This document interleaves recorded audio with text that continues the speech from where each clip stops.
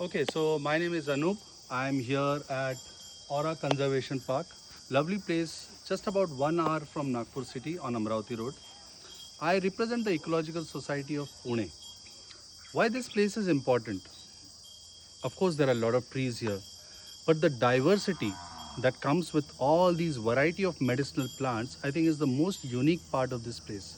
So no matter what season you come here in the summer, winter, monsoon, this diversity will only get enriched. So the next time someone tells you, why do we need diversity?